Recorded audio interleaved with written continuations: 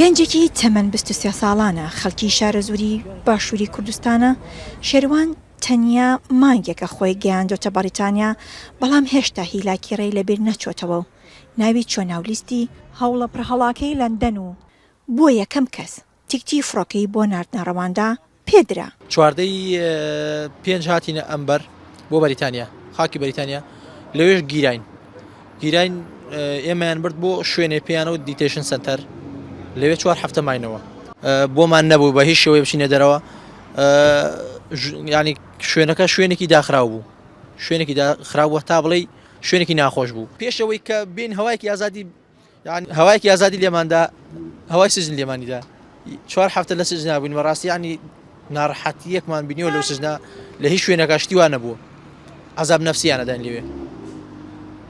یعنی بەڕاستی من خۆم چەند جار داوای دکتۆرم کردو دکتۆرم نەبینیوە ئەها سەیرێکی حەپێکێدا پێ دوای 2 سەعات خەوت پیاکە و ئەگەر لە خۆن نەما نازانم هیچی بوو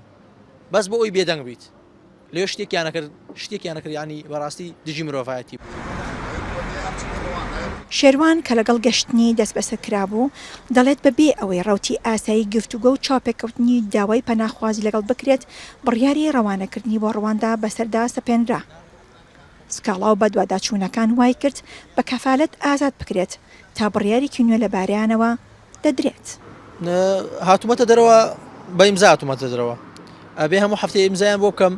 و هەتا شتەکە مەسەلەی ڕەواندا یەکلایە بێتەوە بۆیان پیان وتم هەتا مەسەلەی ڕەواندا یەکلایە بێتەوە تۆ ئەبێ لە دەرەوەبی هەموو هەفتەی ئیمزا بکەیت و دوای ئەوەی تر نازانم چارە نووسی من چی لێتێ بەدەستەوە مۆفیز و حکومەتی وڵاتە. وەڵی هیوای من ئەوەیە کە لێرە بمێنمەوە لێرە بتوانم ژیانێکی نوێ دەست پێ بکەم. کاروان سعید عومەر لە بنکەی دێپۆرتکردنەوە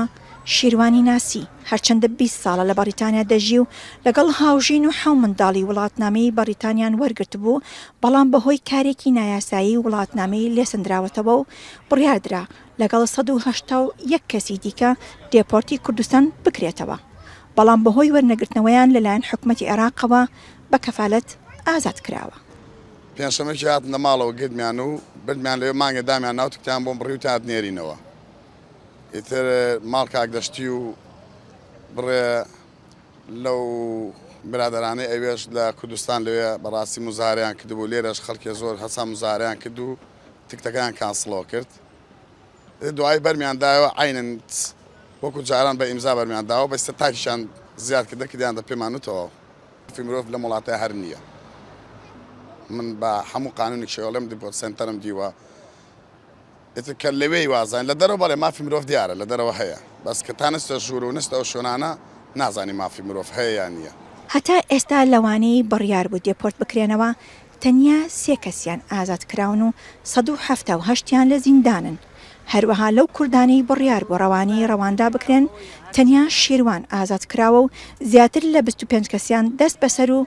داهاتویان نادیار. دەیان پەناخوازی کورد و بیانی بە تێچووی زۆر و مەترسی گیانی چەندین وڵاتی وەک ئەڵمانیا و فەڕەنسایان تێپەڕاندووە و خۆیان گەیاندۆتە شانیشینە خۆشبژێوەکەی